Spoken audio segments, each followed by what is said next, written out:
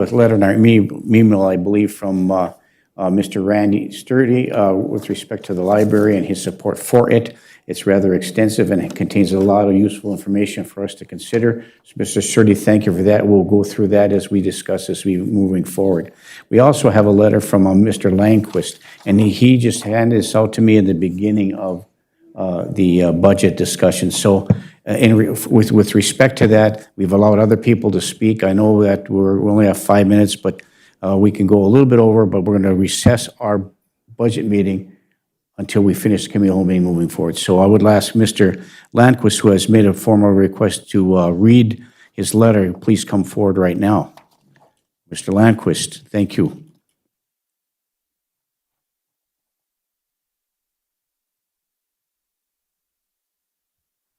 And if you just state your name for the record. Okay, my name is Randy Landquist. Thank you. And I'm a resident of Virginia, Minnesota. And Mr. Mayor and council members and officers of the City of Virginia, thank you for this opportunity.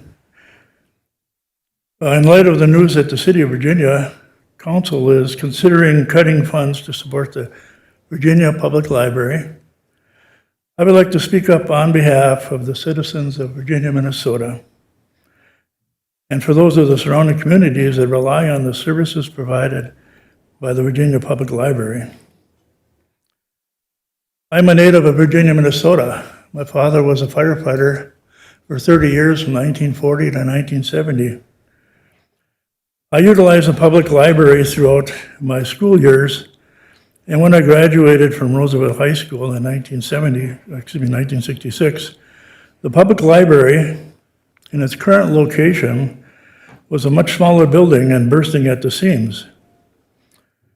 And the community needed some expansions to be made, so they expanded the library north and south and allowed the library to grow and expand its offerings.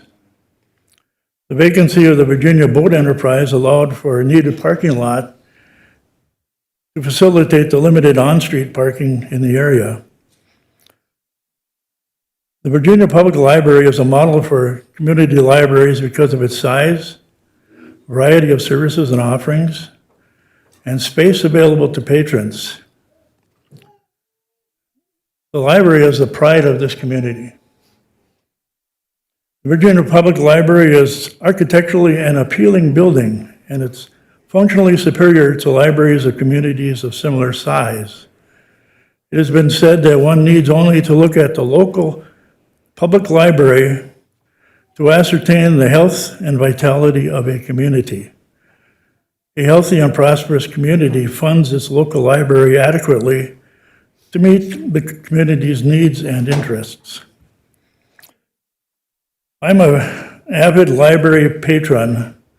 I visit the local libraries, yes, libraries, at least 2 to 3 times a week. I have my library card, which was originally registered in Ramsey County, re-registered in public libraries in over a dozen communities in Minnesota and Wisconsin. When I visit an area for 3 days or more, I visit the local library for materials and services. The Virginia Public Library competes very well with libraries of its size. Consider Haveling Public Library, or as well as Portage County and Wood County libraries in Wisconsin for comparison. I support local libraries. Last spring, the Virginia Public Library announced that it was starting to offer board games and puzzles for checkout. I announced to the staff that I would be attending the Gen Con board game convention in Indianapolis, Indiana, and met with some of the staff to get an idea of games that they would like to offer. Incidentally, Gen Con is the largest board game convention in this hemisphere. While there, I rubbed elbows with 70,000 other game enthusiasts. The exhibit hall hosted 640 vendors operating 738 booths. I purchased a variety of games to bring back to the Virginia Public Library, many of them offered by small companies and entrepreneurs that are engaging in very innovative products, games that one would never find on the shelves of Target or Walmart. Many of the games I brought back focus on families with small children. Since July of this year, I have personally donated over $1,900 of new games to the Virginia Library's offering, plus freed up a number of games in my personal game library to increase the library's inventory. I have a passion for games, to be sure, but I also have a passion to share this game experience with the local community. I want this library to succeed and continue to grow, so I'm not shy about personally investing in the library. Additionally, I've stepped in to supply some things that are needed. For instance, they stock a series of Longmire, and they lost the series 1 of the series, so I went and purchased the DVD and give it to the library, and I've made some other contributions as well. Jody has made the Virginia Public Library a model for all libraries with in-house and trained staff. Among the exceptional activities that she has inspired and sponsored are a petting zoo, big truck days, children's activities at the farmer market, and I could go on and on. You know all these yourselves, I'm sure. The impact that she's made, you know the impact that she's made, and you know that the life that she's breathed into this community. This community needs this library to progress and expand, not shrink and diminish. One day last summer, I parked my bike near the library, and I met a couple who were staying at the Coates Plaza. They had just checked out bikes and helmets from the library, and they asked me directions to the Mesabi Trail. Do you know that library checks out bikes and helmets? Most of the diverse offerings are donations by local citizens. Recently, the library received a number of STEM kits made possible by a sizable grant to the library. The library also provides passes to Minnesota State Parks for checkout. I could go on, but you should appreciate the breadth of the offerings that this local branch has to offer. Currently, the library has a staff of 10 under Director Jody Grabowski. I have worked for companies in my career that have not supported 11 employees. Think of the Virginia Public Library as one of the community's larger small businesses. We should want it to continue to serve in a capacity that meets the needs of the community. If we cut back the library funding, we also hurt the community by diminishing the community's access to a variety, if not a cornucopia, of services and offerings. Patrons depend on the local library for personal growth, challenge, entertainment, awareness, and development. Think of what this community has to offer. Alcott Park, the golf course, the convention center, Mesabi Trail, and the library. The library ranks at all of those. The local library speaks to the health of this community. This library outranks the average public library and deserves support commensurate with its potential. Let's give the community what it needs by continuing to adequately fund the Virginia Public Library. Thank you very much. Thank you, Mr. Landquist.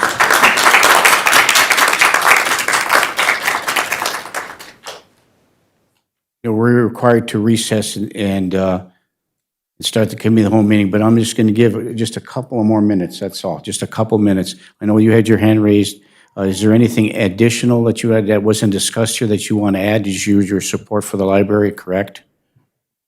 Okay, just a minute or so, please. And then, thank you. And then one more. Thank you. Please state your name for the record. Thank you. Hello, I am Crystal Macias, the Youth Services Librarian. Okay. I just had a couple questions. So we talked about taxpayers, Councilor Motley, Councilor Paulson, talked about taxpayers who are being affected, having to pay extra. These taxpayers matter too, and they're asking you to keep this library at its full funding. And we're talking about $770,000. Out of the services, you said that the City Council supports the library. Out of the services you currently use, which of those are you willing to get rid of?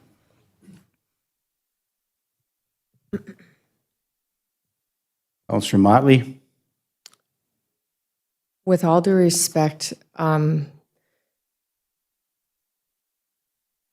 don't think it's quite appropriate for you as a worker to even, I mean, I'm, like, you can talk to me one-on-one if you'd like, but I think as a worker, I'm not quite sure it's appropriate for you to even, if this,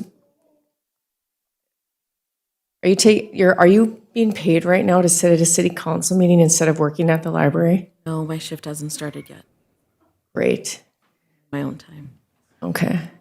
Yeah, so my So question. I don't run the library, and I'm not trying to be disrespectful, but for some reason, the city of Virginia taxpayers are forced to pay more than other cities with a much larger tax base. So I feel really, when I have taxpayers that are begging me to lower their taxes, and I've failed every single year that I've been on this council, it like eats me alive. Like it just eats at my core that I cannot lower our taxpayers' taxes, literally failing.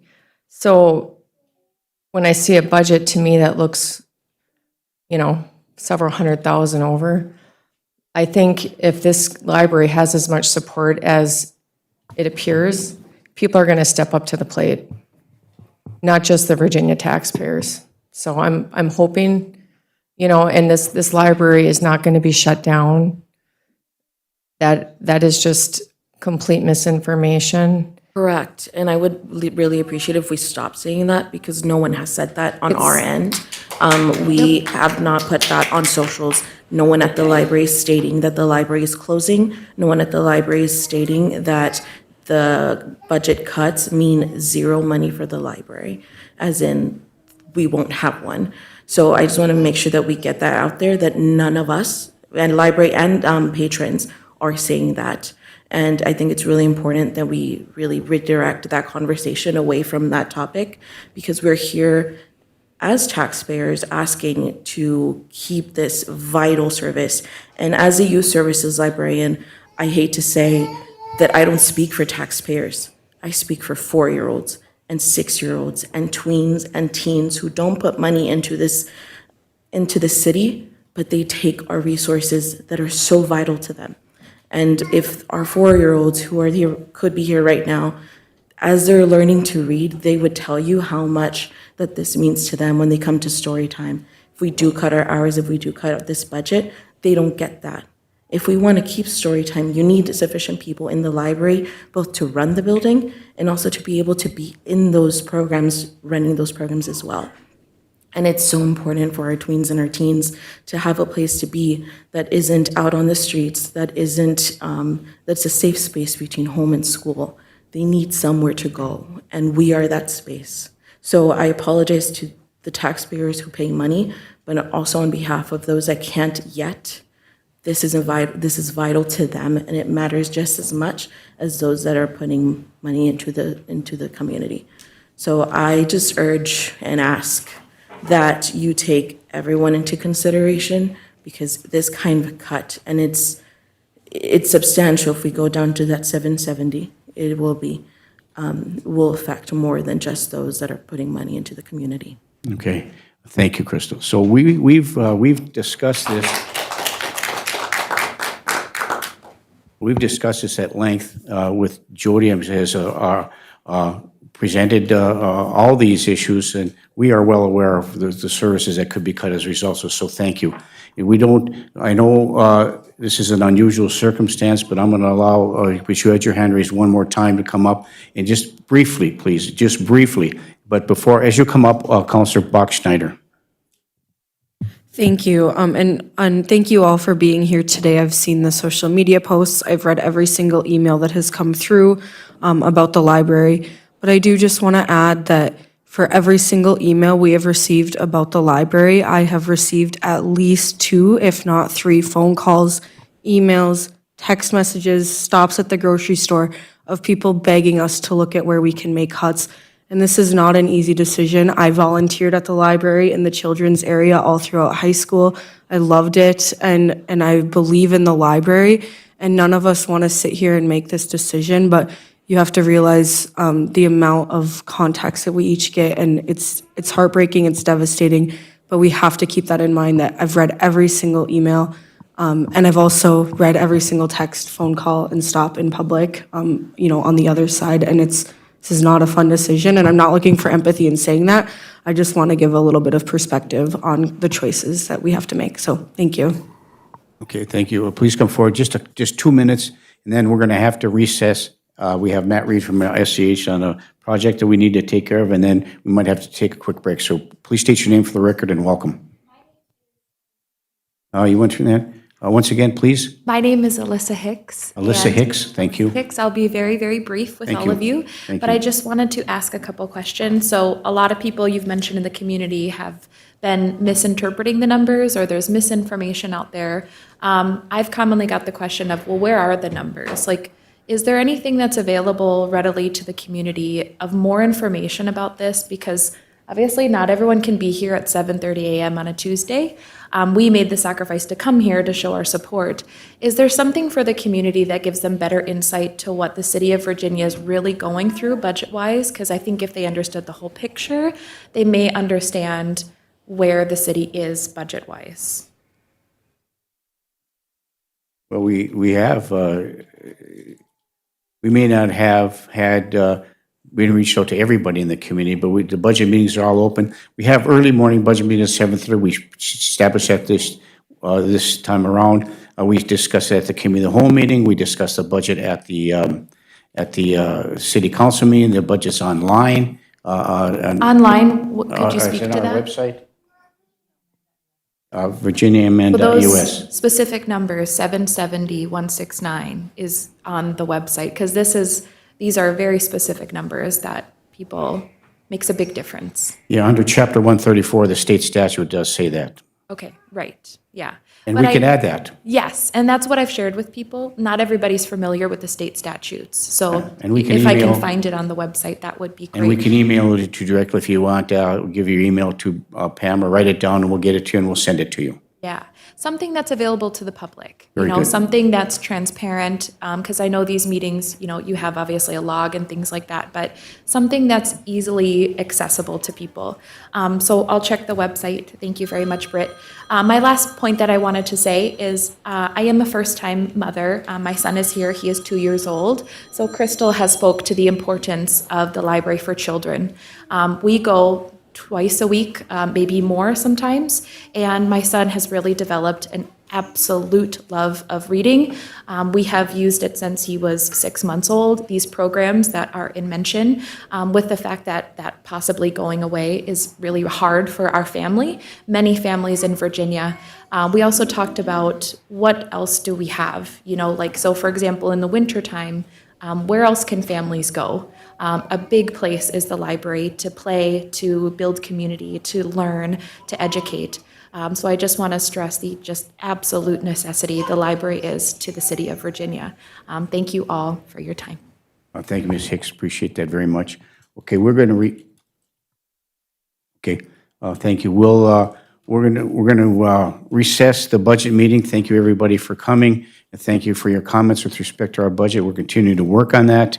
We are going to recess the budget meeting because we're only halfway through it now, and we're going to recess it until we convene our committee of the whole meeting. Once the committee of the whole meeting is completed, we will reconvene the budget meeting and complete that today. So thank you, everybody, for coming. We stand adjourned for the budget meeting, and we'll just take a couple of minutes A point of order. yes, please, We're go not ahead. adjourned for the budget meeting. We are recessing. recessing. You said we stand adjourned, so. Recess. We'll recess.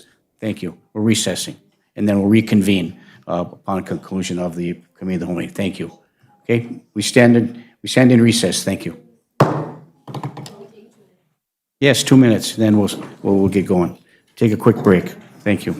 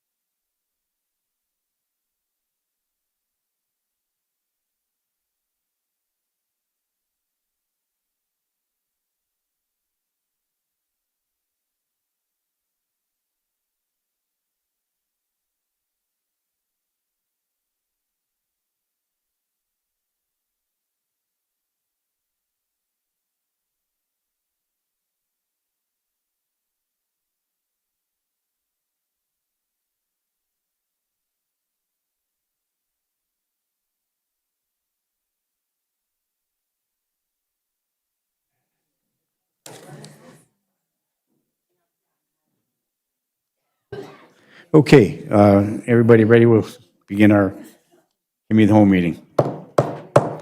Good morning, everyone, and welcome to the regularly scheduled Committee of the Whole meeting of the City Council. Today's date's Tuesday, December 16th, 2025. The time is 9:25 a.m., and I apologize for those who are patiently waiting. We went through part of the budget, and I allowed to move it on the way first, so I apologize for any inconveniences it's causing you. So without further ado, we'll turn this budget, or this Committee of the Whole meeting over to our City Administrator, Britt Seabanis. Britt? Thank you. First item on the agenda is Mr. Matt Reed from SEH regarding the 16th Avenue Culvert Project. Morning, Matt. Thank you. Morning. So a couple months ago, we talked about, well, actually it was several months ago now, time's flying by here. We talked about the problems that we were having with the culverts under 16th Avenue, excuse me, right over by the intersection of, over by Hoover Road, over by the intersection with Highway 169 as it comes off the bridge. One of the culverts has collapsed, two of the other ones don't have a bottom, they're full of stuff. Anyway, long story short, it was determined that we needed to try to find a way to replace those. And so the council authorized us to go ahead and put together plans and get a cost estimate pulled together. So that is what is in front of you today. And you can, I believe, yeah, the estimate is in there. You can see what we're estimating. Again, these are estimates, but we're estimating what the cost would be. It's less than what we thought originally, so that was good. Hopefully it'll stay down there. But I guess at the end of the day, we are, if the council is ready to go, we are ready to go to advertise for bids. But I figured that's what the discussion would be about today, so Well, I'll start. take questions. I'll start. Thank you, Matt. So citizens experienced some significant issues with flooding. And we, as a city, through the engineering department and through our public works department, with Jim Rosvit, our leader there, has taken significant steps in trying to mitigate and repair this system that could have created this problem and may ensure that, we have a better way of preventing that from happening again. And so by doing all this ditching and all those kinds of things, we find that these culverts need to be replaced. It's all part of I&I, it's all a part of the crumbling and failing infrastructure that we have. And I think it's an immediate and necessary need moving forward. Finding the funding for it is something we'll discuss about getting that done. But in order to help prevent and increase the flow of water to through our systems, it's important that we have this done. Not doing that is, I don't think, an option moving forward. I have a lot of other things to say, but that's brief for me. Councilor Paulson, then Councilor Paulson. Thank you, Mayor. So on the, in our last budget meeting, we talked about the IRRB funds that we received, 400,000 allocated for the city hall for steam conversion, 100,000 for the library. And was there any allocation for culverts, and if so, how much? Yes, 250,000. And the estimated cost with contingency and engineering fees is 381,132. Correct. Okay, where would we get the difference? From the Storm Sewer Fund, which is part of the sewer fund. Okay, That is if that's what the bids come in as. Again, when we go out for bids, they may be different. So that when we go out for bids, you'll have that time again to decide, do we want to move forward with the project or not? so back to the conversation that we had with Tom Kelly and Megan and you and I. We are negative, though, on our sewer fund. We're negative $1.3 million. So there is no money in that fund to pay the difference, is that correct? Unless we increase the rates for the sewer, which I feel like, didn't we just do in '25? There is a planned sewer rate increase for 26 too. So going back to what we're talking about with our purchasing policy, I would like to see this, all funds in place to be able to fund it in order to go forward, and I know how important this is. Matt, does this have anything to do then with mitigating for potential flooding? Yep, And it this does. does this go to a lift station then? Is this flowing, or is it just a damaged culvert that needs to be replaced, and where does that flow? Yeah, so that is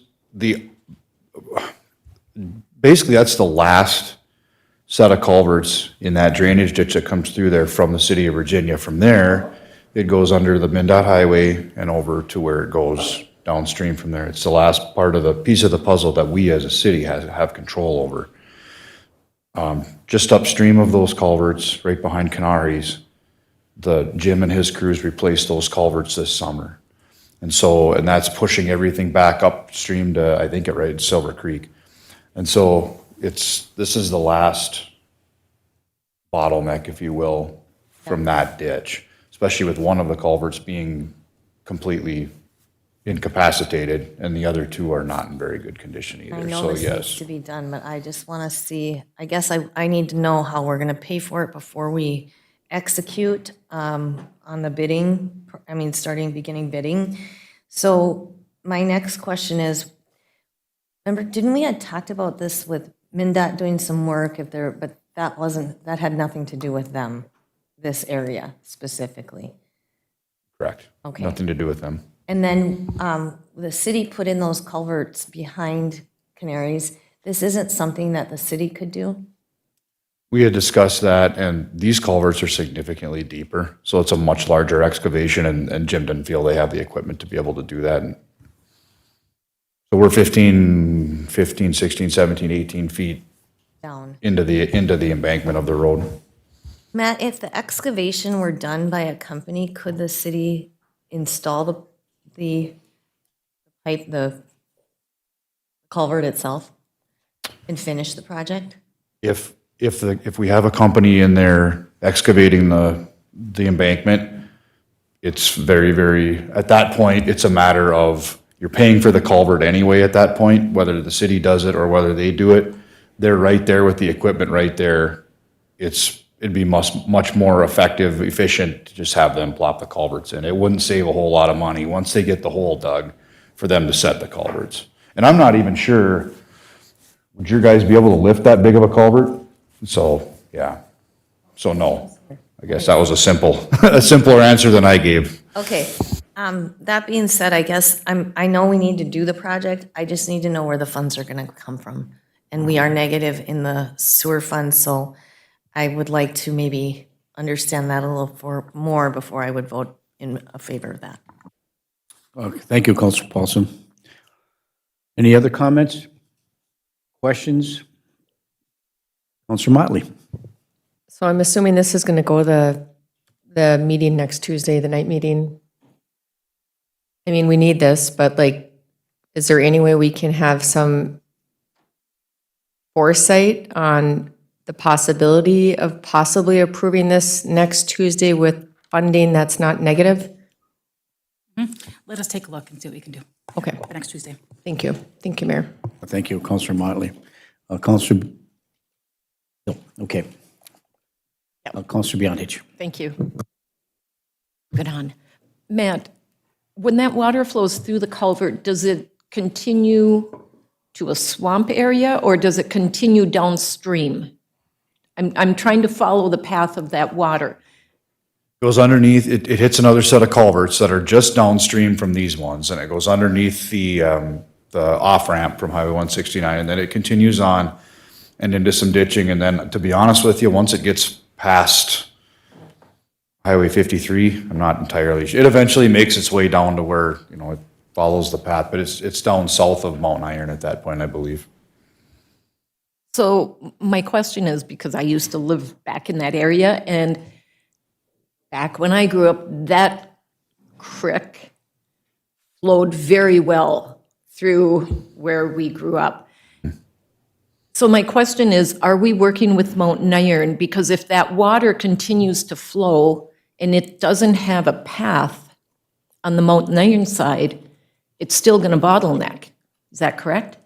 It will, and I'm pretty sure Jim's been having conversations with them, right, Jim? Working with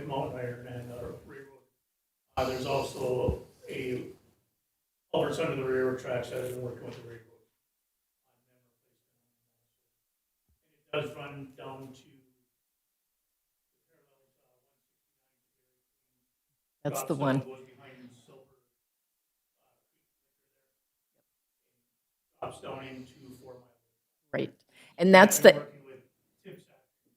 Hey, Jim, I appreciate you. Come on up, would you, so some people can't hear. I apologize for that. I know you've been working with Mountain Iron, you've been working with the railroad. Have been significant discussions that we're aware that you've been doing that, so please, once again, please continue. Yeah, we've just, like I say, it drops out to 4 Mile. They are aware that there is going to be more water coming in. They're seeing it already in the travels. So, and that's something they'll continue to work on their part. The state will work on ditching, the railroad will work on ditching, the city of Mountain Iron will work on ditching, because we're also ditching the industrial park area up there, West Chestnut, that all that water goes to that offtake ditch. John Kaminsky's got a garage back there. So all that comes, Canaries, A Street South, Silver Creek, those are all outlets behind Parkview School, the cemetery. All those drop back down that way and then go out of the city that way. and that has been my concern. I know when we first started talking about water flow is, I mean, where that water used to flow, well, it still does, but it's a trickle. That used to be wide open and flowing all the way through. And that's part of my concern, is if we are not continuing the conversation and having that water have a path to, we're still going to bottleneck in a sense. And we are, we're having that conversation now, and where we ditch from Northern Engine to 12th Avenue, that water flows continuous. It's down to about a 6-inch level of water where it used to be 5 feet of water there. Yes. And now we're continuing to go east behind the Itmec to Yosemite Church, and we'll go all the way to the lake. And we have things that come from up behind Washki's there that drop into Bailey's Lake, which drops into Silver Lake, and that all follows that out also. So those are parts of that. But you will notice there's a significant, the water's moving instead of sitting stagnant there anymore. The water's doing what we want it to do now. And I agree. I mean, when I walk, I can see where you've been working and it looks great and the water is moving. I just want the conversation to continue with Mountain Iron, that we don't have it come to across the highway and it just stops, because then we have the same issue. So, thank you. And we're doing the same thing with the south side of the wastewater treatment plant right now, where I'll have an excavator and a brusher back in there going to the railroad tracks and brushing all the way there, and we'll be cleaning out those ditches behind the wastewater treatment plant. That's one of my projects for this winter yet, so. Councilor Beyondich. Thank you. Just out of curiosity, because I'm not sure, does Mountain Iron have the equipment to do the brushing that we're doing? They probably don't, they might not have the equipment for the brushing, but I don't think they've got the trees growing in that area, because it's kind of like when it really does flood, when it finally does open and it purges on their end, it'll clean out and it'll make it to 4 Mile Lake. When I was with the county, we had been back in there quite a bit, off of Highway 7 and that, cleaning off-take ditches and that, and they've logged everything back in there now, so. Thank you. And I'll have a further conversation at a later time. Thank you. Okay, thank you. I know this is related to all the ditching, so even behind the Ontario Moise event center, there's still work to be done there as well. But this particular issue that you're having is critical to the final leg and to ensure the strong flow from our stormwater, right? So, thank you. Yeah, and what we have there actually is there's 3 culverts in there. The south one has completely failed. We lost probably a third of that culvert. It's caved in. The embankment is sloughed off and washed into it. We actually filled it with dirt this fall. to eliminate that culvert for now, but when the spring thaw comes, it'll open back up again. And it's just gonna keep deteriorating into the roadway.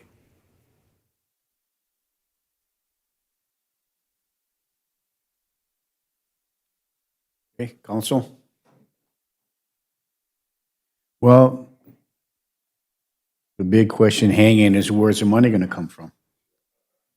So we need to figure that out prior to the next council meeting on Tuesday, because this is, by not doing this is in, with all due respect, is not responsible. This is what the citizens need for that relief. I mean, it was devastating in 23, 24, and even part of 25. So we got to figure out where that money's going to come from. That this project has to be done. It has to be done. And it's inevitable. Our thing is, we're gonna save money by getting it on the books now. It's gotta be done. The quicker we jump on it, if we can get it, like Matt says, if we can get bids, get it out and bid earlier, we usually get better bid results at the beginning of the year instead of wait until, the contractors, like you say, are hungry. They're looking for local work and they'll jump on that. If it's a must do, like we're into the steam conversions now, it's a must. Those prices are going to go up. Estimated timeframe, if approved? A couple of weeks probably. Couple weeks, soon. We'll take bids and get them back probably in February. We'd advertise right after the first of the year, get bids in February. And then once they actually decide to do the work, it's probably a couple of weeks worth of work. It's possible they could do it this spring yet. We'd give them that option, certainly. They're probably not gonna wanna do it in June, or even in May, when the highest flows in that creek are. Right. So if they get after it this spring, that's an option potentially for them. Otherwise, maybe not till August, just because they're gonna want to let those flows subside, so. But once they get doing the work, it'll only take a couple weeks. Yeah, I just wait until August and there could be another event, who knows? And if we haven't done that work, we're going to face the ire of the citizens, in which we would definitely deserve that moving forward. So thank you. Councilor Paulson. Matt, on that estimate, we've got estimated engineering and construction administration of $58,450. If this is a kind of a small section, why is that fee so high compared to the cost of the project? You'll see an actual contract for that. Those are estimated numbers based off percentages. So you'll actually see there's some things on small projects that have to be done regardless. So, and some of it is just based on right now estimates on how long we think the construction's gonna take. If it doesn't, as we've seen construction costs, I can tell you on some of the other projects, we're tracking way under on engineering because projects are getting done in a timely manner. So again, it's just estimates at this point for that. We only have a contract with the city through design. So where I'm getting at is the closer we get to what the IRRB is granting to us, I think the quicker and the better we could just rock and roll with the project. So I'm just saying, is there any way to minimize some of those, minimize the 10% contingency, minimize the engineering and construction administration? I'm just wondering if there's ways to minimize any of this. No, these are just estimates.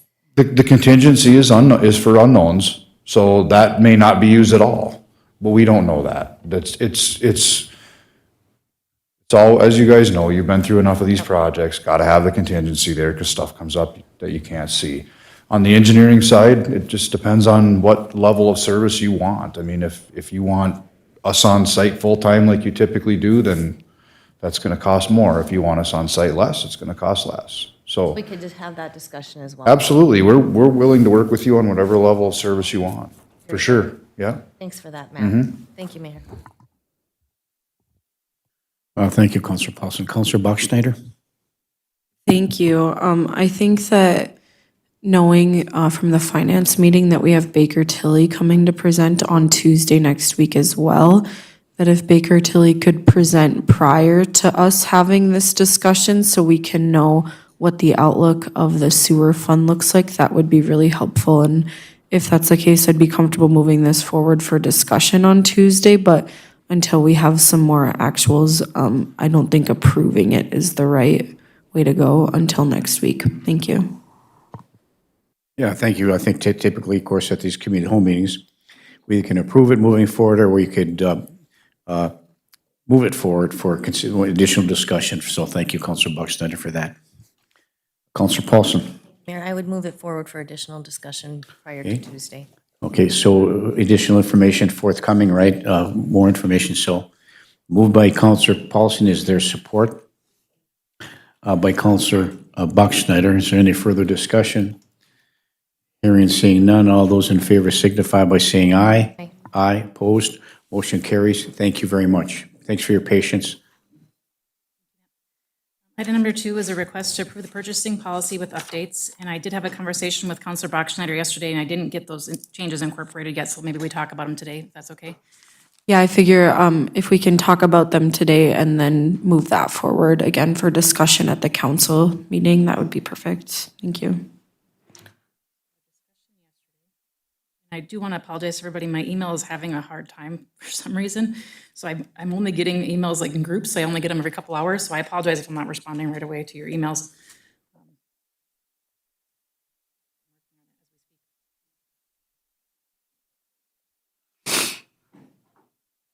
What we brought forward is that there is the attachment in here now at this time.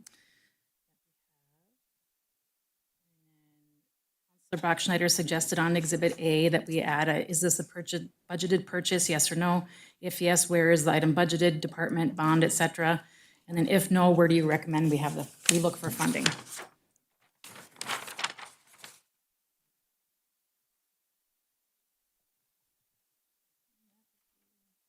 Councilor Paulson. Page 20. Page 20. That's what I was just going to ask. Okay. Yeah, I feel like that's probably a good and reasonable thing to do, 100%, yes. which just kind of helps everybody track, and going forward. The only other thing, Britt, that I just wanted to kind of ask is on the, where we've done the level 1 and level 2, level 3s, okay, so they can do 2,500, then on level 2, it's 5,000. So there's been a few things that have come forward, like, I don't know, just things that you've approved, which is fine, that's within your $5,000 to do that. Or if you combine, it's within the $10,000 to do that. But I'm just wondering if when, like how it was requested, like we just receive an email when people are bumping into different positions. You know what I mean? Like if we've got an internal posting, you're just letting us know. So I'm just wondering if that would be like a similar track we could take, like when you use that authority, could the council be notified? Or could we, I don't know if that needs to be added to the policy, but just so that we are, because sometimes, there are things and then you'll say, okay, well, I did approve that, but we didn't, like, I didn't know, maybe know other that, did. right. So, and you're within that, totally within the authority, but just maybe a heads up that this has been approved. Yes, definitely. I'm trying to think, Megan, there's some purchase orders that are pretty perfunctory that we just approve. So maybe it's just we kind of unusual. have the standard things, so I guess I'm trying to think of an example, No, I I guess, know. off the top of my head. When we have the insurances and things like that, That's like we both will sign off on those, but those are kind of Like, standard. so we just had one from the Freiberger Buchanan was working on the bond for the camera system. So that, like, just to let us know that expense is happening and that you authorize that Yeah, expense. and right now, I think a lot of it was going to be the Public Safety Center, the little things that we need to buy under the FF&E.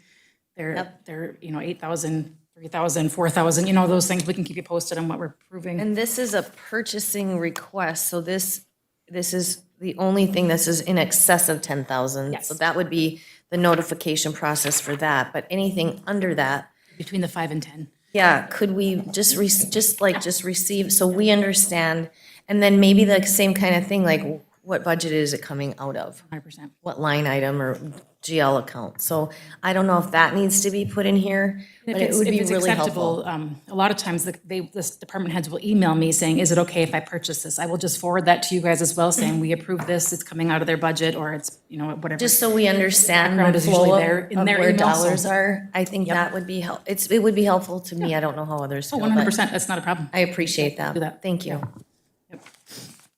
Counselor Bachschnider? Thank you. And the same, I have a couple of things, but on the same page of that, and this was one thing I emailed Britt about yesterday, and maybe I'm just not following in my brain.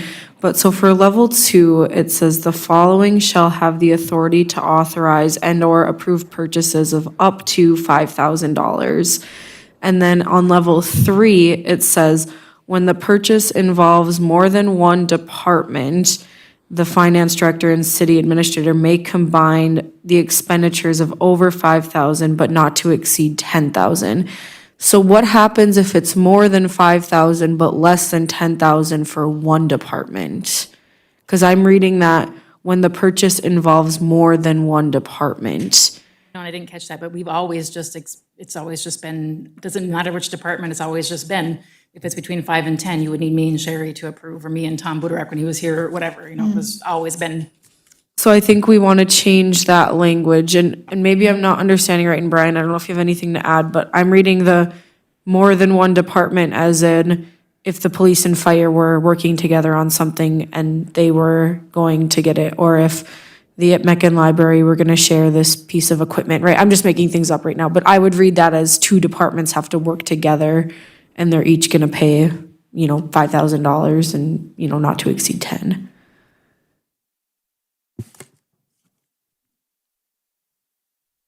So I don't know if we want to add a that a little separate, bit, yeah. have it be one department, or if we want to have a separate level between the two. So I think maybe let's look at that a little bit, if that's okay. We'll come Yep, back with either that. or is fine. I'm just looking for a recommendation on that. And then in the exhibit, for the top part, so the in excess of $10,000, that's fine. I think we probably want to include our city clerk as well for somebody to receive the form. I think Pam is the one that, if there's a travel request, right, things like that, they have to go to her. So I think we want to make sure that we're following that same kind of procedure as a travel request, as we're looking at it really being a process thing. I agree that we would want our finance director to confirm the funding is there based on this, but from a process to get it out to the council via a packet, we'll want to include our city clerk. Absolutely. Maybe I suggest that we put something about it'll be then forwarded to the city clerk to place on the city council's agenda for approval, if that, to define how we do the process. That is what we do, and that's. Does that work for you, Pam? Does that make sense? Mayor? Yeah?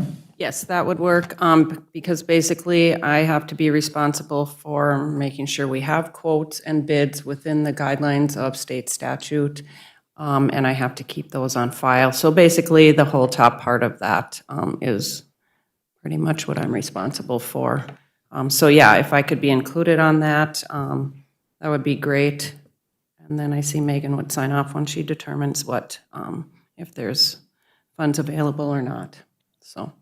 And I can take care of the quotes and that kind of thing too, so. Sure, thank you. Lovely, thank you. Thank you, Counselor Paulson. Yeah, I just had one more example on that level 3, Counselor Bachschnider, and I just remember in the past, we've done skating costumes. Yes. It's exceeded that amount, so Britt combines usually with Ryan, right? Yes. Do that or whatever. Does whatever so- he can under his account, and then I can do the So rest. it was It was 2 departments. 2 departments. Yeah. But one so I don't know how the wording needs to be, but that that's a was great one of the example because- instances where Yeah, well, and even shop that with the cop. language would apply. The shop with the cop, they'll grab my. Yeah, same also, thing. I mean, same kind of thing, so it's, Yep. yeah. So I don't know how to reword that, but I'll figure something out. there are different scenarios where it does It does happen, yeah, yeah. Let me figure something, we'll come back with something. At a hybrid level. There you go, yeah.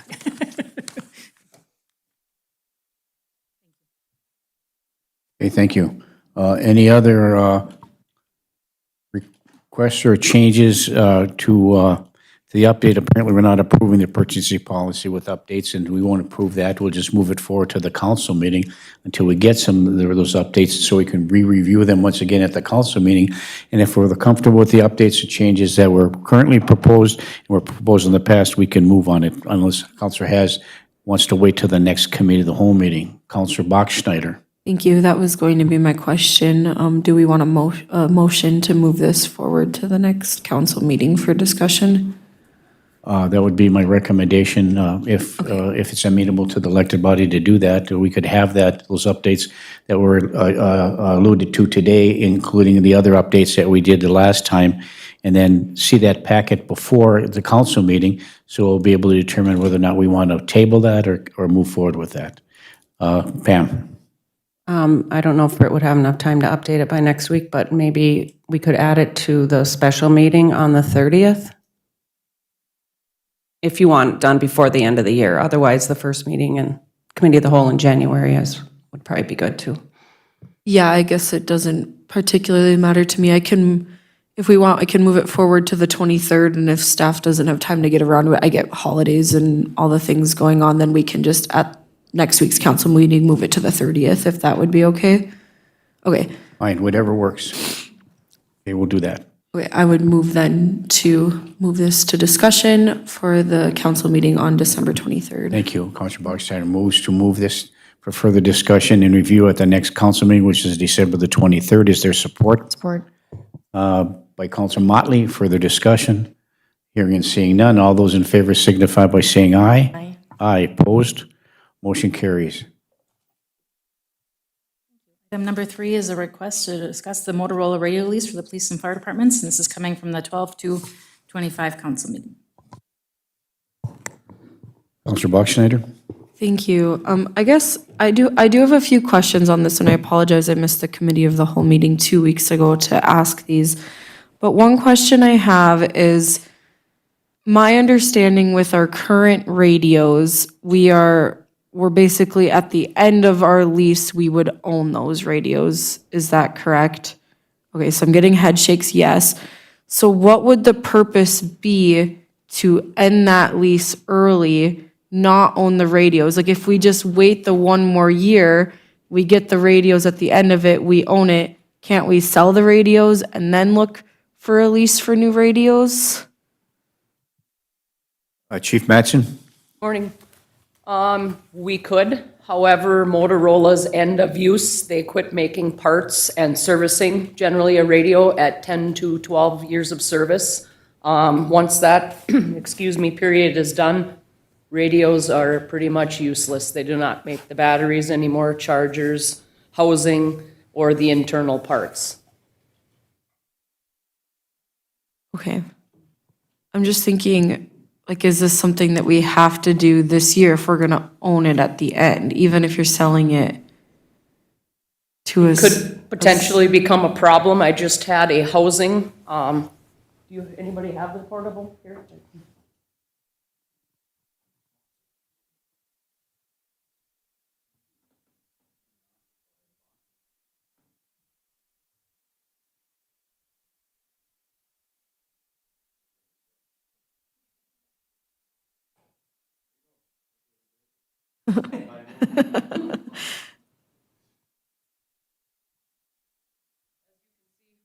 So the current radios we're carrying, 2017, we purchased the lease to have them. The microphone piece here, which all officers and most firefighters use, obviously our hands are consumed sometimes with equipment. This clip, this unscrews, the whole housing is broke on a radio. $1,200 for the piece, and I have to pay DSC to install the part on the radio. So as these are outside in the elements, fall off of our duty stuff, it happens in altercations with the police, with climbing and their training, they end up failing. And like I said, they don't make parts anymore, generally 10 to 12 years. And then I have purchased used radios. I know that came up. Obviously, they're not the same make and model, so the batteries are different. So you generally get a used battery, and depending on the model number of the radio, the last used radio I used to replace, for our new program, the community service officers, we were short radios.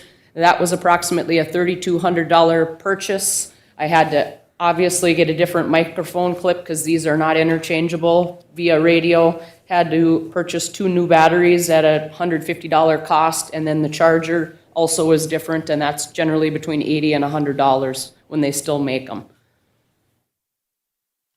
Thank you. And then what is our current lease payment for these radios? It was for 10 years, $37,730.72, and our last lease payment would be due in 2027 for these current radios. So with the new lease, Motorola is waiving the 2027 $37,000 payment. We received a 40% discount on all the radios we ordered with the financing, and we would continue with the new payment. Obviously, the cost increase on radios has gone up significantly at $110,000. I don't have that on my printout here. It was $110,000. Okay, Yeah, thank you. 110,586. $586. Yeah, thank you. So I'm just looking, that's an increase on this lease payment of $72,855.99 a year. I get that 1 year it would be waived, so that would be for next year it would be waived for 2026? No, we have to make the $37,000 payment in '26, and they waived the last and final in 2027, and we start the new payment in 2027. Okay, thank you. And then, did you receive multiple quotes for radios? There are very few options. Bendix radios are a lot more expensive than Motorola. Motorola and Kenwood are the only AES, DES encrypted radios in our area that are for sale. I guess to put it, not in our area, there are other options. However, the programming is done by St. Louis County graciously with the radio plugs, and they unanimously have Motorola. So programming would be another issue, going with a different company and servicing. Okay, thank you. What was that? Below state bid, yes. I forgot to include that. Our quote with the lease, because of the radio discount through Motorola, is under the state bid price per radio. Okay, thank you. And then, Counselor Paulson, I don't know if you have your light on or not, but at the budget meeting, you were mentioning a grant opportunity, and that included for radios as well. Was that correct? Councilor Paulson, do you want to? Thank you, Mayor. Yep, and I don't know if Chief, if Britt passed those along to you at all? I have not seen, no, as of this morning, I did not have an email. Okay, I had asked Britt to do that, but, My email's not working for some reason, so I okay, apologize. that's okay. So it's MotorolaSolutions.com, and under MotorolaSolutions.com, Motorola doesn't specifically have grants, but they partner with 3 different entities. One is PoliceOne.com, like the number 1. There were 2 other partners on there. And then I was thinking, and then I called the Gary, I don't know if you were here earlier, I called the Gary Sinise Foundation, and they take grant applications 365 days a year, no cap and no matching requirement. It's on a case-by-case situation, and what they recommended, the lady was so nice, and she was happy to hear.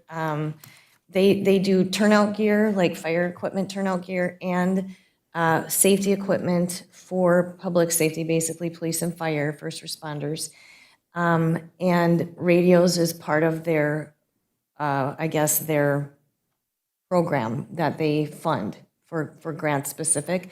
So I thought it was really fascinating that there was no matching requirement. There's no grant deadline for applications, so you can do it at your leisure. She said they're really busy in the month of December, but January they would welcome any type of submission. She also, I've got her phone number. She said she'd be happy to have a phone conversation with both of the chiefs, and said she would walk you through the application process to try to help you get as much successful application as possible, and said police can apply for as many radios as police has, and fire for as many radios as fire has, and you can do 2 separate applications, but then like in a summary at the bottom, you can say that this is like a joint, we're a public safety center, so they would understand. And maybe you wouldn't get the full amount of 800,000, but, you might get 200,000 or something to offset. So I was truly thinking that maybe we should look at some of those grant options to see if possibly we could pull it off. Absolutely. And she just sounded awesome. She sounded like they really had a heart to help public safety, basically. And that's what the whole foundation, it does. And so, not to be long-winded on your question, but, and then I was also thinking the Blandon Foundation, which I had mentioned to Britt. So I don't know if there's a potential to do that and still have us say, yes, we need to move forward with these radios, but I would love to see if we could get some grant dollars to offset that. That would be just awesome. So that's what I have for you. And I think Britt could pass that along. Thank you. All right, you have some more to follow up there, Counselor Bachschnider? Thank you, Counselor Paulson. I was just going to add that I would be comfortable moving this forward then to the council meeting and then a separate motion to say, look at grant funding. I would be hesitant to approve this at the council meeting until we know what the order of operations would be for the grant funding, right? If you have to receive the grant funding before you approve a lease. But that would give you then the week to research some of that if that's comfortable with everyone else. I have a question before we move. So you would take possession of these radios when? Generally, it's about a year, if not longer. Right.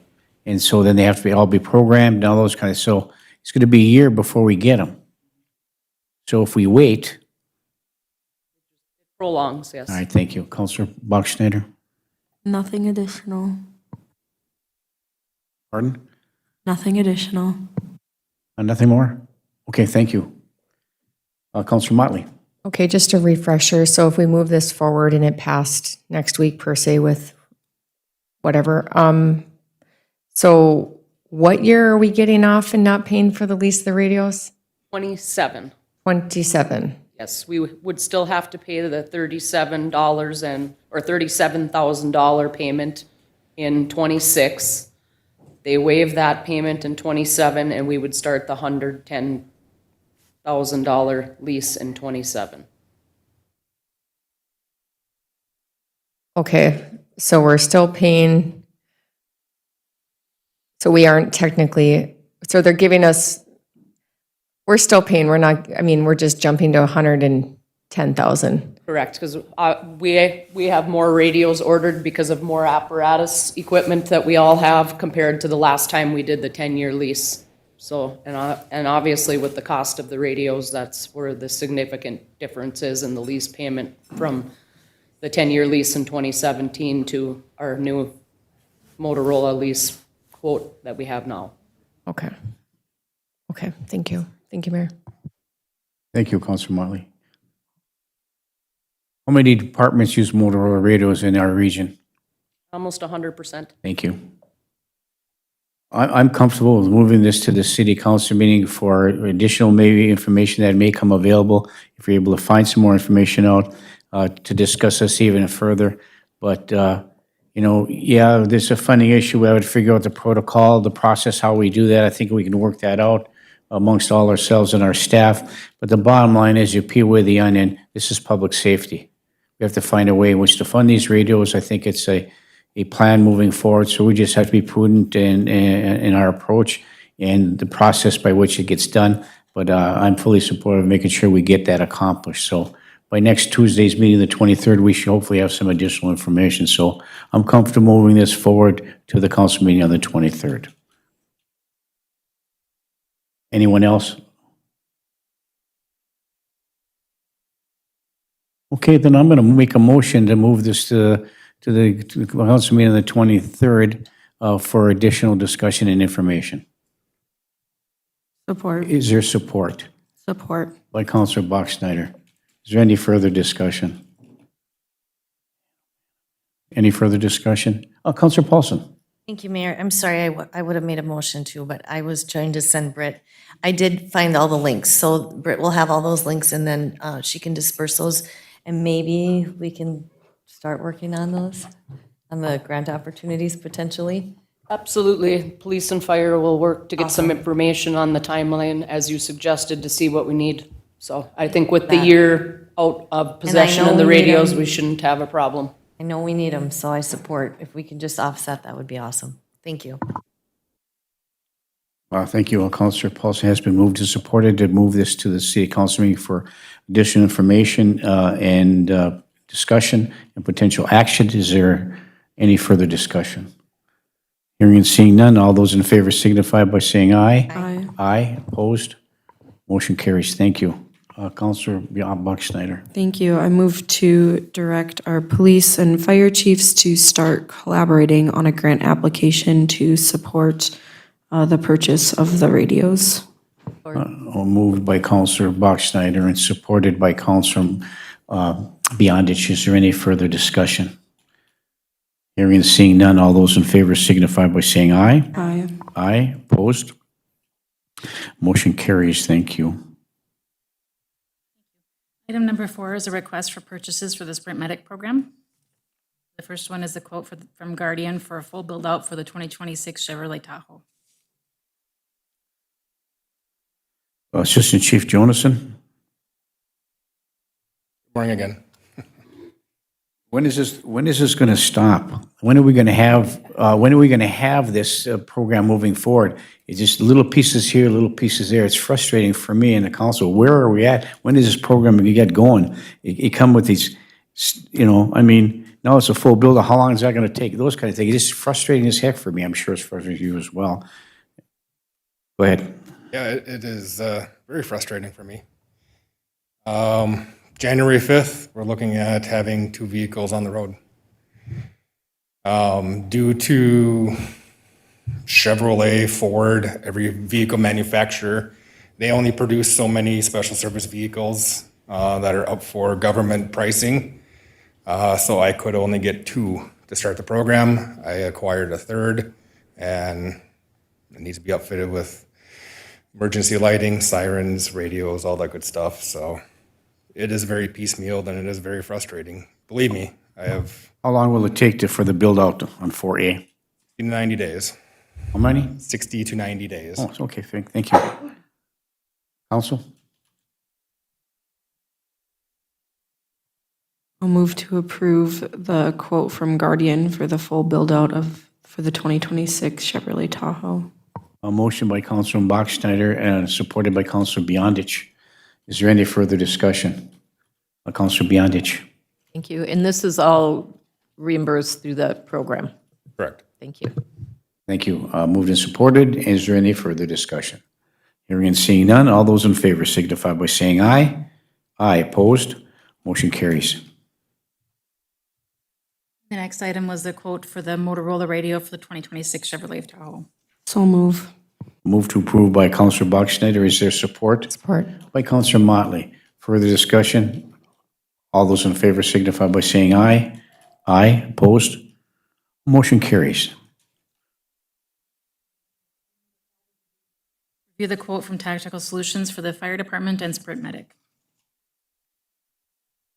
So Tactical Solutions does what? Tactical Solutions, this is body armor, ballistic protection for the firefighter paramedics.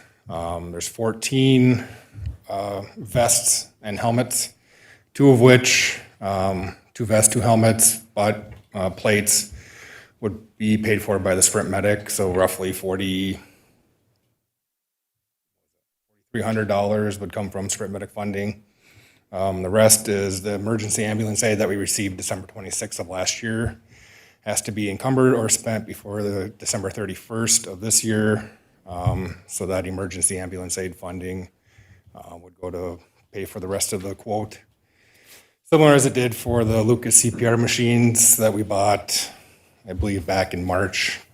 That emergency ambulance funding paid for those. So deadline is looming and I'm just trying to spend every penny of that ambulance aid we were given.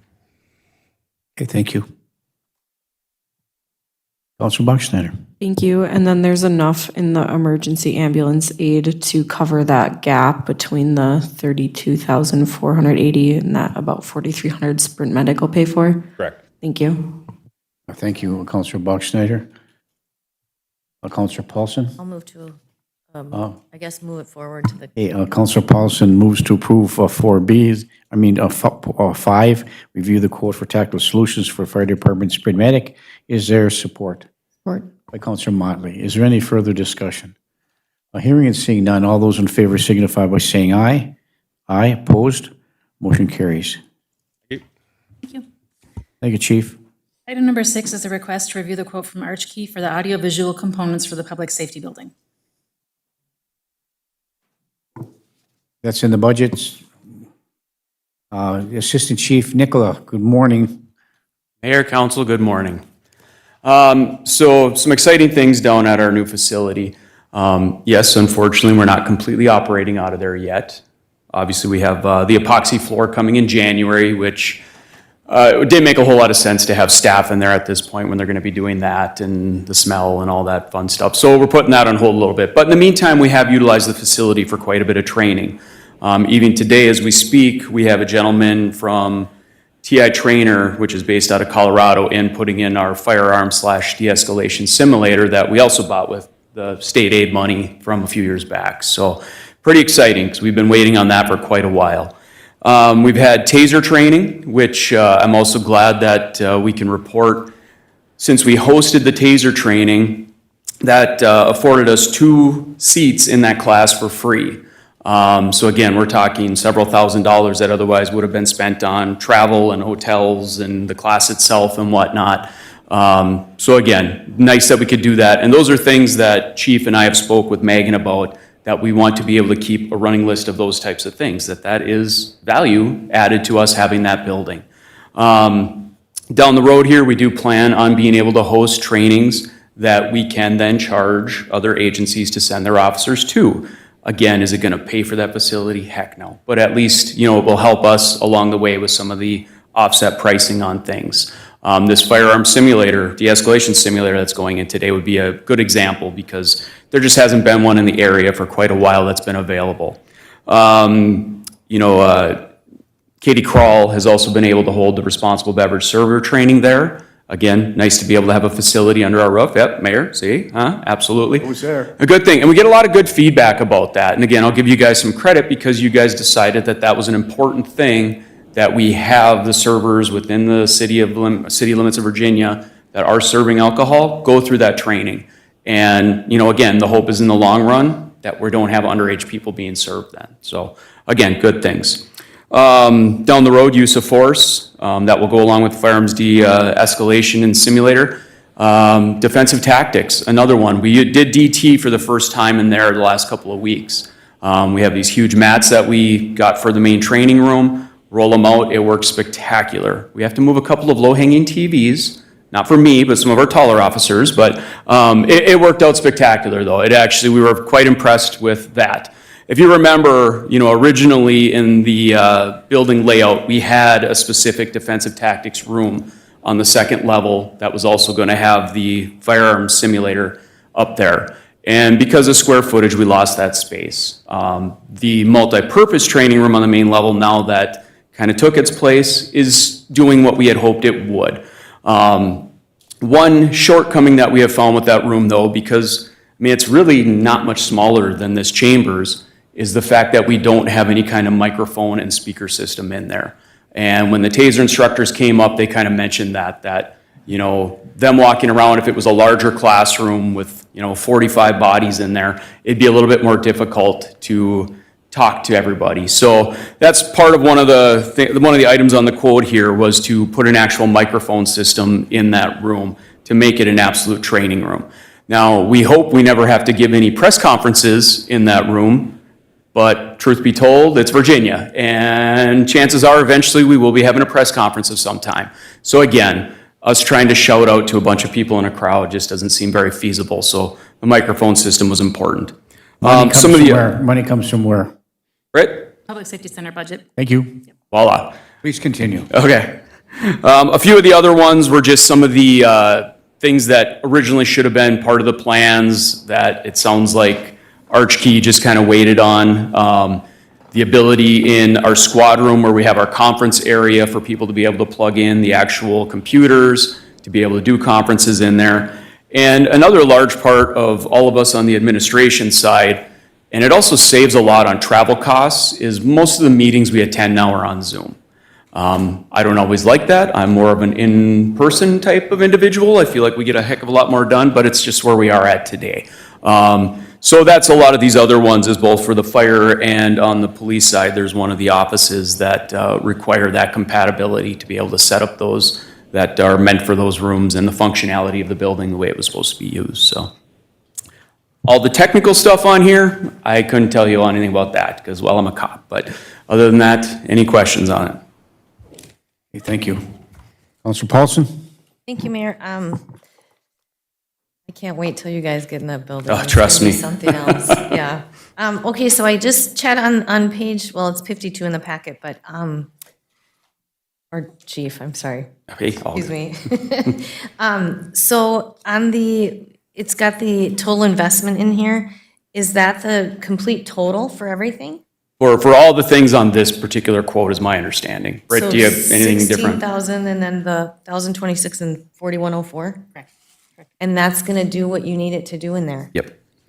That's Now, really- they've done quite a bit of work already, so this is just kind of some of those finishing pieces. This is really And the reasonable. add-on, yeah. No, it's, It's just outside of my authority to Right. approve, so, but, Yep. yeah. But when we But did necessary.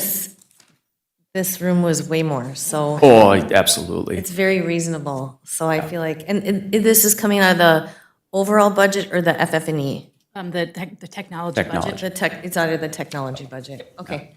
I can't wait, hopefully in the next month or so, we can find a day to have you guys down there to check out the simulator. It's pretty neat, so, yeah. Thank you. Absolutely. Thank you, Mayor. Thank you, Counselor Paulson. Looking for council action unless there's additional discussion items.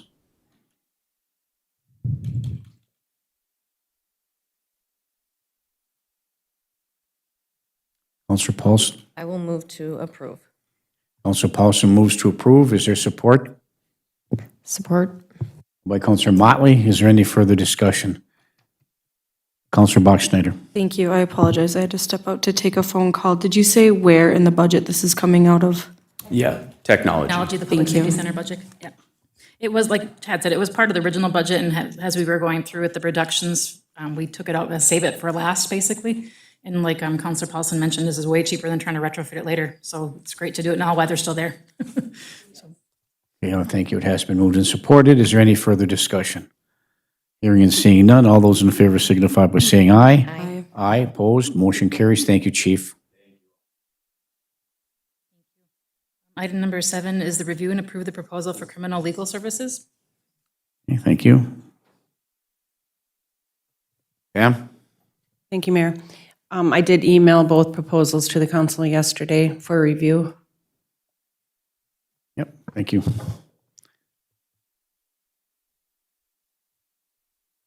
Counselor Bachschnider?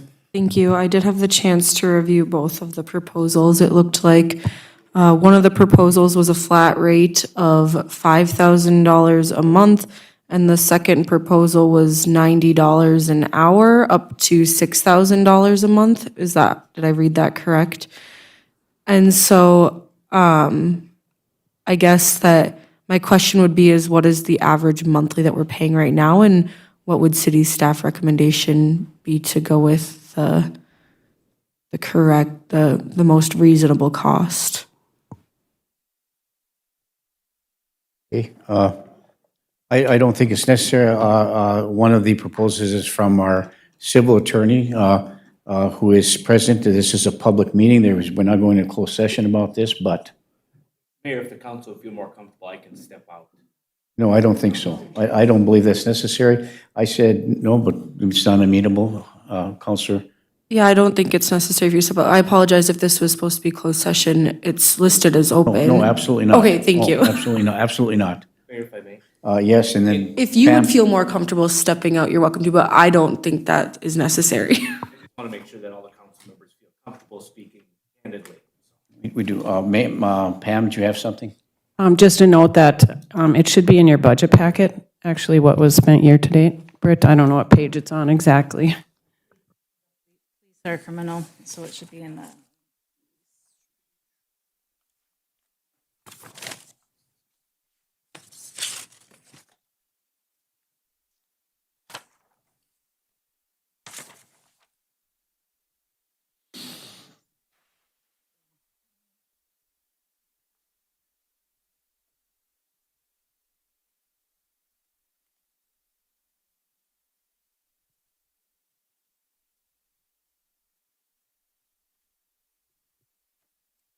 Do we have all of the attorneys together? So it'd be on page 9. It looks like page 8 if you take out the first. Is that the page it would be on?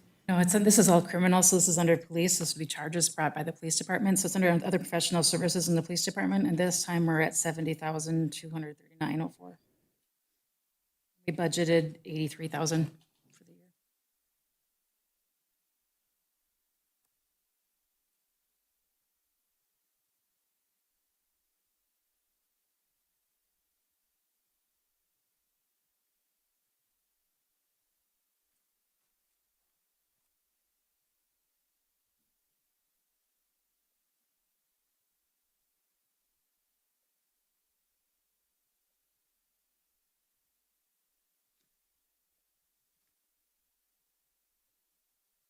So if I may, Mayor.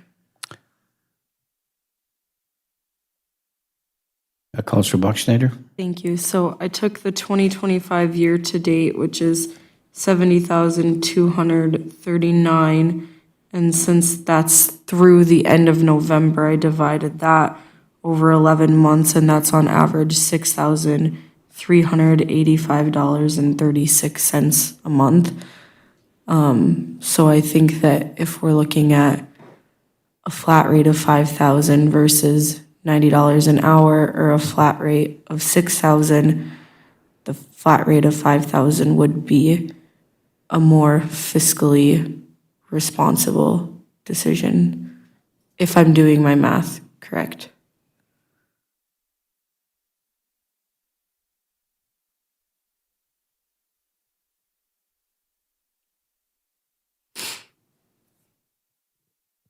Any further comments from the council before I entertain action at this level?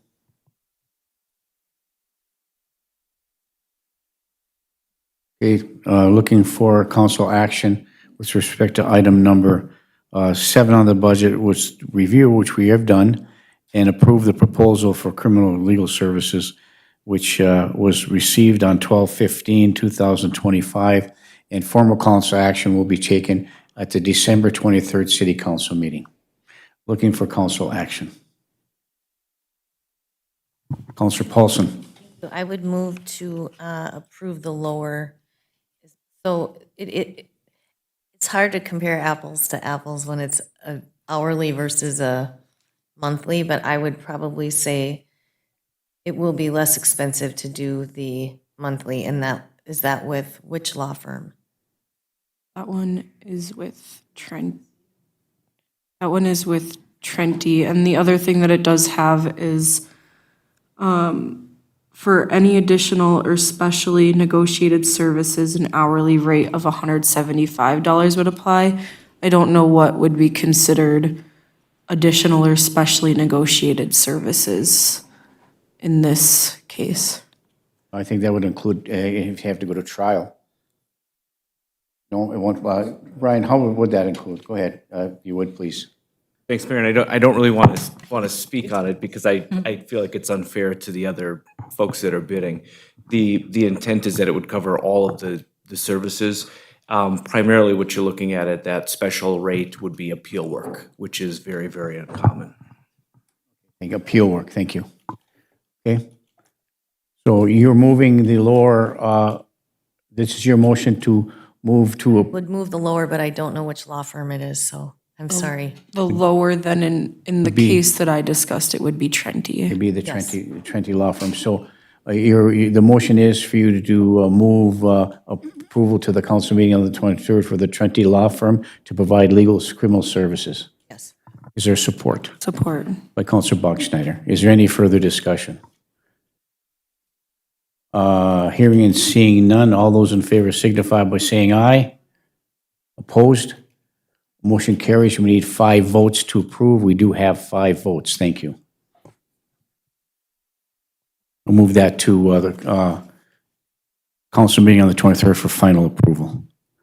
Next item, please. The next item is review the draft proposed professional services agreement with Steve Fingeroos for Gulf Pro Services. Thank you. Brian Silber, our Park and Rec Director, you've been in negotiations with our contract employee for the golf course, Mr. Fingeroos.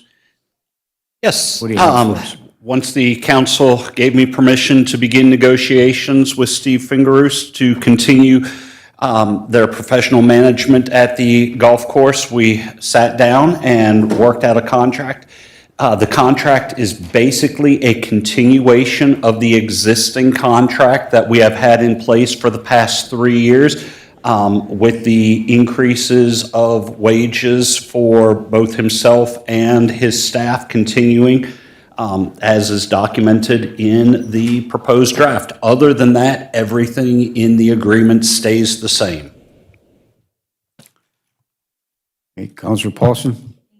Mayor, Brian, what was the, I guess, do you have a percentage increase, or you could even just give me a dollar figure? It was 3% per year. 3% per year, and that's for both the golf professional and the employees. That is correct.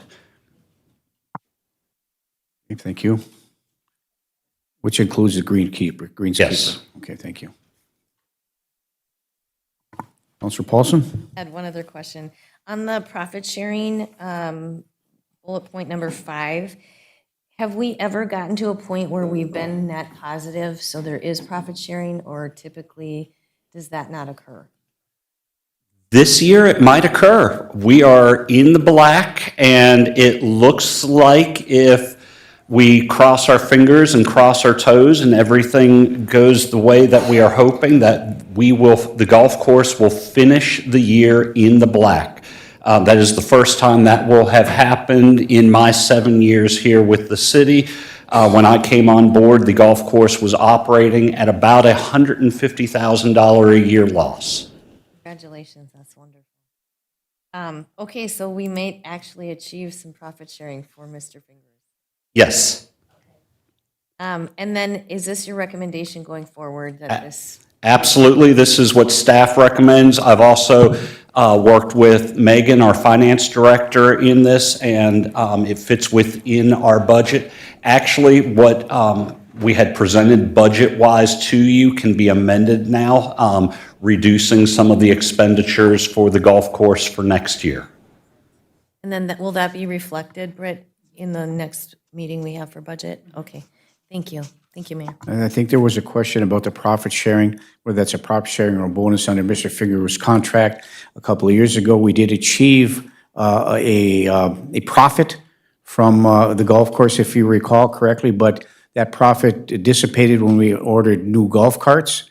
And when we ordered those new golf carts, that put us out of the black, and Mr. Fingeroos did not get his profit sharing bonus as a result. So that was the one incident over the course of the last 7 years. So looking for council action. Would move to approve the contract as presented. Councilor Bachschnider moves to approve the contract. Is there support? Support. By Councilor Motley. Is there any further discussion?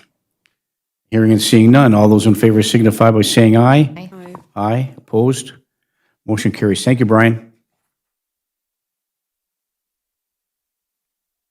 Next item, please. Next item on the agenda is the request to review the Minnesota Mayor's draft letter and for the city to sign on for that letter. Thank you. I did have Pam send you an email or the copy of that letter. Is that correct, Pam? Yep.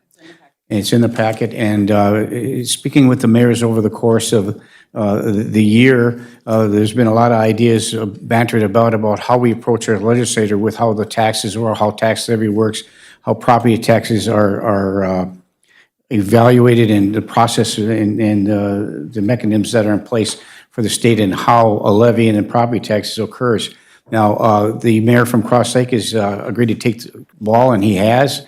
There is a letter in your packet that outlines some of the things that we want to bring out to the legislature. It was very well written, very well documented, and very well researched. The Brainerd Great Lakes mayors have already signed on to this. It's been put out into the smaller communities outside of the five-county metropolitan area and over to the rural mayors as well. I did receive that letter. If it's amenable to the council, I would like to sign on to that letter because I think it's important as we go to the legislature this next session and talk about those things. I believe that I have to have a signature co-signed by the 17th of December, which is tomorrow. So by reviewing this, I'm asking for the support in our quest for this letter. I'll move. I'll move to approve by Councilor Bachschnider. Is there support? Support. By Councilor Motley. Is there any further discussion?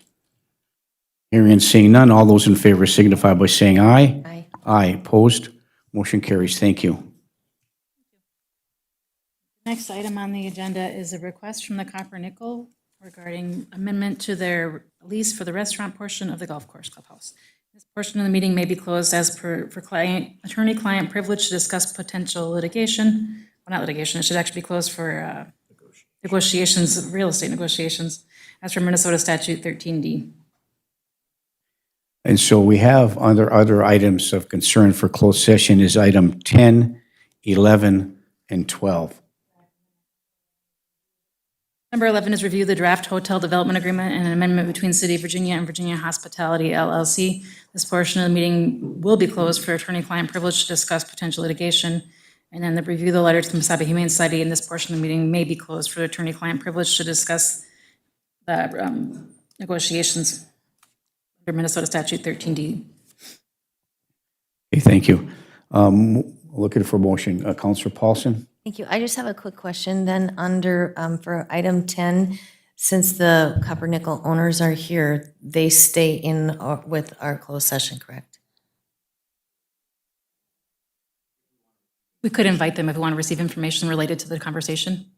Okay, I think that would be wise. I think they should. So I be guess here. before we went into closed session, I just wanted to understand. And also Brian Silber as well, included in this? Okay, so looking for a motion to move into closed session with the Copper Nickel representatives to stay present along with our Park and Rec Director, Brian Silber. Mayor, prior to closed session, Yes. I just have one question. Sure, certainly. Since we are on recess from our budget meeting, do we plan on recording that budget meeting again when we exit closed session and go back to the budget meeting? Yeah, I will record it. We won't live stream it because then Mr. Rockala will combine the two into a recording. Okay, perfect. Thank you so much. Yes, so thank you, Councilor Bachschnider. So we'll terminate that and then we'll have it's been moved and supported, right? I'll move to go into closed session. Councilor Bachstein moves to move to closed session, supported by Councilor Motley. Is there any further discussion? Yeah. Hearing seeing none, all those in favor signify by saying aye. Aye, opposed, motion carries. We are now in closed session. We'll just take a couple minute break. It's been a long morning so far, so take 5 minutes and then we'll come back and we'll begin. Thank you.